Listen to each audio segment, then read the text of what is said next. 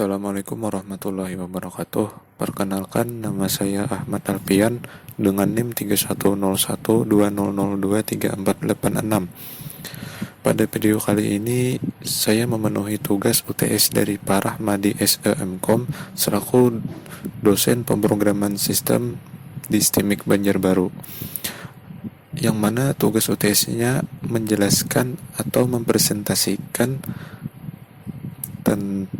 tentang pengantar mata kuliah pemrograman sistem. Baiklah, langsung saja. Pengantar pemrograman sistem. Pendahuluan. Jenis umum software. Jenis umum software ada dua, yakni software application dengan software system. Yang pertama, software application. Software application ditujukan sebagai solusi memecahkan masalah dengan menggunakan komputer sebagai alat bantu. Contoh software application adalah program user. Yang kedua, software system. Software system ditujukan untuk mendukung operasi dan penggunaan komputer itu sendiri. Software system berkaitan dengan struktur mesin yang sedang digunakan. Contoh software system adalah program system. Software system dan arsitektur mesin. Karakteristik yang membedakan software system dengan software application adalah ketergantungannya pada mesin. Program system ditujukan untuk mendukung operasi dan penggunaan komputer itu sendiri, bukan dari aplikasi tertentu. Contoh, text editor, assembler, compiler, loader or linker, debugger, microprocessor, operating system, database management system, software engineering tools, dan lain-lain. Text editor. Kegunaannya untuk membuat dan memodifikasi program. Kompilator dan assembler. Kegunaannya untuk menerjemahkan program ini ke dalam bahasa mesin. Loader atau linker. Kegunaannya yakni program mesin yang dihasilkan dimasukkan ke dalam memori dan siap untuk dieksekusi. Debugger, kegunaannya untuk membantu mendeteksi kesalahan dalam program. Software system dan program system. Software system yakni sekumpulan program sistem yang menjalankan berbagai fungsi yang mendukung sistem komputer. Sedangkan program sistem yaitu program yang membantu pengeksekusian secara efektif general user komputasi guna memenuhi kebutuhan sistem komputer. Maksud dari general user komputasi yaitu spesial program yang digunakan oleh user seperti software application. Eksekusi meliputi input teks program, berbagai tingkatan pemrosesan sistem komputer seperti penamaan, storage, translasi, relocation, linking, dan sebagainya. Program sistem dan pemrograman sistem. Sama seperti tadi, program sistem membantu eksekusi general user program secara efektif pada sistem komputer. Sedangkan pemrograman sistem yaitu kegiatan merancang dan mengimplementasikan program sistem. Kita di sini akan membahas efektif pada program sistem. Efektivitas meliputi yang pertama, efektivitas penggunaan sistem komputer seperti pengaruh konfigurasi sistem komputer yakni main storage, auxiliaries, dan sebagainya.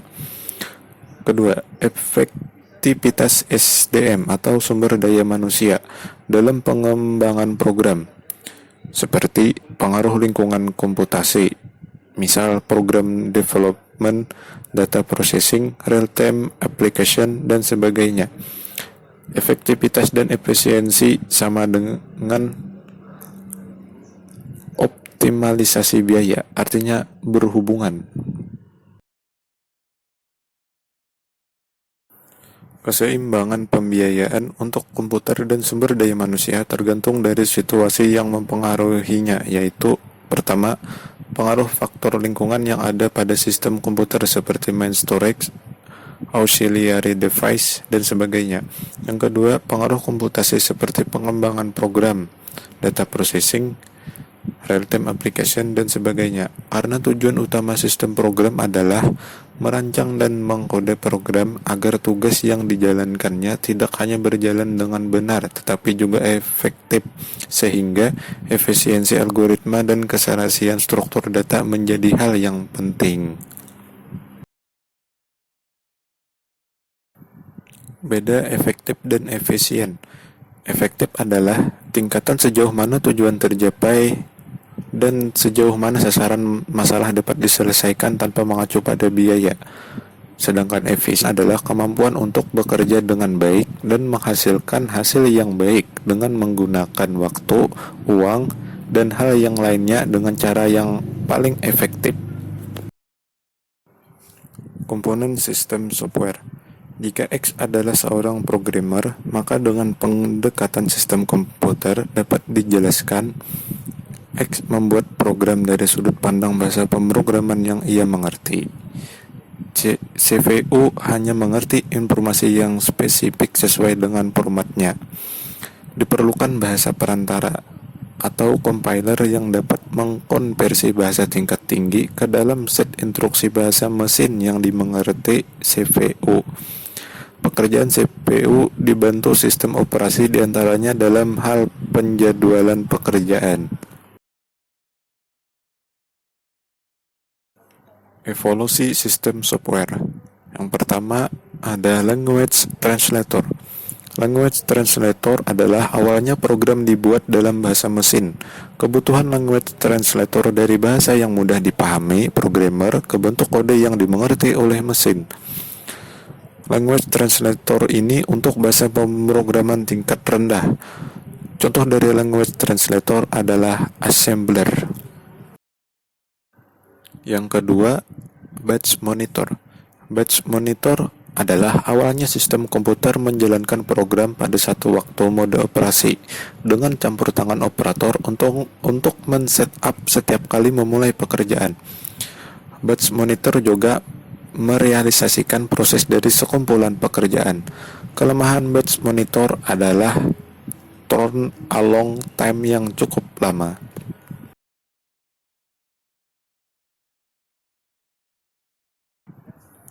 Yang ketiga, multi-programming operating system. Pada arsitektur komputer klasik, instruksi I/O dieksekusi bersamaan dengan instruksi lain oleh CPU. Penggunaan CPU dan I/O channel secara bersamaan membutuhkan data independen yang akan dipanggil ke memori. Ketika I/O menjalankan sebuah program, CPU menjalankan komputasi untuk program yang lain. Ini disebut dengan multi-programming. Yang terakhir ada team sharing operating system. Kebutuhan turnaround time yang singkat dipenuhi melalui interaktif computing. Dengan interaktif computing, komputer segera merespon input dari user dengan respon time yang singkat, karena setiap program memiliki fixed time di CPU. Contohnya penjadwalan round robin. Model sistem komputer. Model sistem komputer di sini terbagi menjadi dua. Yang pertama, model mesin yang menggambarkan ciri hardware, dan yang kedua, model sistem operasi menggambarkan ciri arsitektur sistem operasi yang digunakan. Pertama, mesin. Komponen utama mesin yakni storage unit, CPU, dan input-output subsystem. Gambar ini merupakan model mesin pada sistem komputer. Gambar ini mengilustrasikan organisasi dasar dari suatu mesin komputer dengan berbagai komponen dan keterhubungannya satu sama lain. Komponen utama dari model ini adalah storage unit, CPU, dan subsystem input-output yang meliputi input-output prosesor atau input-output channels dan input-output device dan lain-lain. Yang kedua, operating system. Gambar ini merupakan gambar lingkungan job processing pada sistem operasi. Gambar ini menunjukkan gambaran sistem komputer dengan lingkungan kerjanya yang didukung oleh sistem operasi. batch processing, time sharing, dan remote jobs ditunjukkan melalui proses yang berkesinambungan. Komponen sistem software terletak pada operating system residence dispatch. Hanya beberapa komponen OS yang tinggal pada main store secara permanen, sedangkan yang lain akan di-load ke dalam transit area di main store pada saat dibutuhkan. Tabel ini menunjukkan daftar komponen sistem software. Komponen-komponen tersebut dikelompokkan ke dalam 3 kelompok besar, yaitu operating system software, standard system software, dan application software. Perbedaan antara sistem dan application software diantaranya adalah sistem software selalu dibutuhkan setiap kali user program dijalankan, sedangkan application software lebih pada software yang dirancang untuk memenuhi kebutuhan khusus dari user. Selanjutnya, perbedaan antara operating system software dan standard system software adalah pada dasarnya apakah suatu komponen software dibutuhkan untuk pengelolaan sumber daya sistem komputer agar lebih efektif atau hanya dibutuhkan untuk mendukung pemasukan kunci, editing, dan pemrosesan user program, language processor, editor, loader, dan utility manipulasi file termasuk ke dalam standar sistem software. Perbedaan nyatanya adalah language translator melakukan diagnostik yang cukup baik untuk meningkatkan pemanfaatan sumber daya komputer. Karenanya, penanganan user program, I/O device, dan sebagainya menjadi tanggung jawab sistem operasi. Demikian penjelasan dari saya. Salah hilap dan kekurangan mohon dimaafkan. Terima kasih.